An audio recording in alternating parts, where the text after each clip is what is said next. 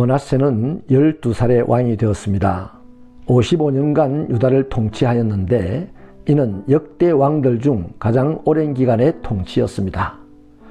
안타까운 것은 그 통치 기간 내내 온갖 악행을 저질렀던 것이죠. 이를테면 아버지 히스기야가 전국적으로 폐하였던 산당을 다시 복구하였습니다. 갑작스럽게 멸망을 당한 북이스라엘의 아합의 길을 따라 행하였습니다. 그래서 바알과 아세라를 위하여 여호와의 전에다가 단을 만들었습니다. 거기서 이를 성신을 숭배하였습니다.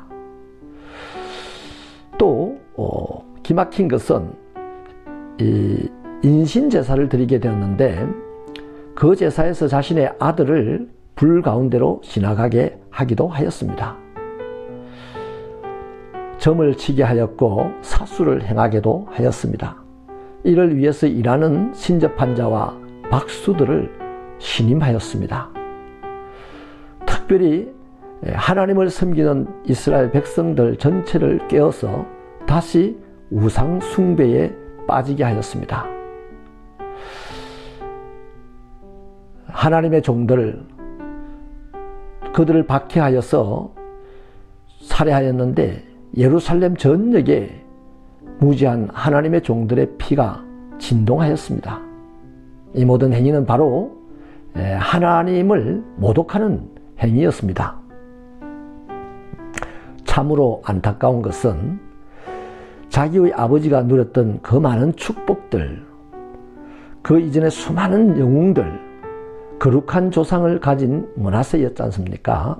그런 그가 어떻게 우상의 전사가 되어서 하나님 나라와 백성들을 박해하고 선지자들을 죽여 피 흘리게 하는데 쓰임을 받느냐는 것입니다.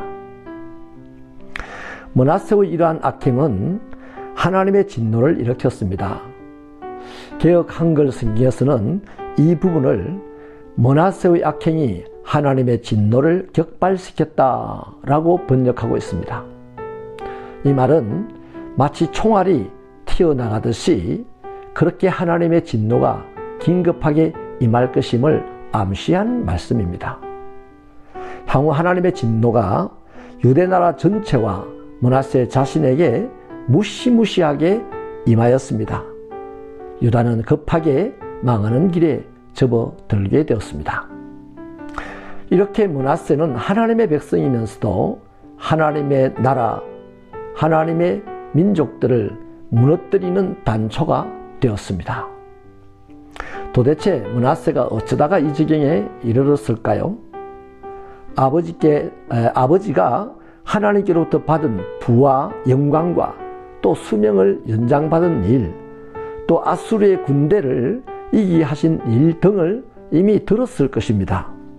더구나 어머니의 이름이 헵시바입니다. 그 이름 뜻이 나의 기쁨은 그녀에게 있다라는 의미이죠.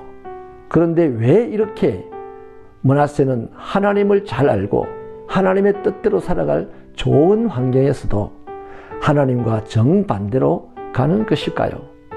성경은 이 원인에 대해서는 침묵합니다. 한 가지 추론해 볼 수가 있습니다. 므낫세가 12살의 왕이 되었다고 했죠.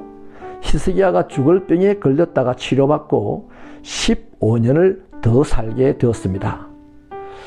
그때 병이 걸렸던 날이 39세 때입니다. 그렇다면 히스기야가 믿음의 절정을 구가하면서 겸손히 하나님의 얼굴을 구할 때는 므낫세는 아직 태어나지 않았다는 것이죠. 히스기야의 삶이 평안해진 뒤에 므낫세가 태어났다는 말입니다. 우리가 아는 것처럼 히스기야는 말년에 너무 재물이 많아 창고를 지었고 수많은 재물을 모았고 그것을 자랑하였습니다. 교만해졌다는 얘기죠. 문제는 삶이 형통하고 평안할 때는 대부분의 사람들이 교만해지거나 아니면 적어도 하나님을 향한 간절함이 사라진다는 것입니다. 신앙의 간절함이란 피조물로서 창조주 하나님 없이는 살 수 없다는 고백으로 겸손히 하나님 앞에 나아가는 것입니다. 이것이 없는 세대는 헌신을 하기가 어렵습니다. 열심도 생기지 않습니다. 이 간절함이 없으면 신앙의 감사나 기쁨도 생기지 않습니다. 이런 사람들은 쉽게 세속적인 삶에 물들게 되죠. 히스기야는 풍요로워지자 하나님을 향한 간절함과 겸손함을 버렸습니다. 대신에 교만하여서 사람을 향하여 자신을 자랑하게 되었습니다. 그것이 실수였습니다. 아버지의 풍요 속에서 태어난 이 므낫세는 12세의 왕이 되었고 아버지보다 더 훨씬 나가서 세상을 완전히 쫓아가 버린 것이죠.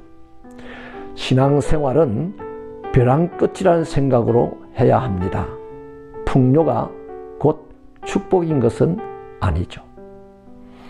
하나님, 우리들의 신앙생활이 하나님과 동행하고 주님의 말씀을 이루기 위한 목적으로 되어야 되겠는데, 이 세상에서 잘되고 잘 나가는 사람이 되는 것을 목적으로 한다면, 그렇게 되었을 때는 필경 하나님을 저버리고 교만하게 살다가 하나님의 진노를 피할 길이 없는 자가 될 줄로 압니다.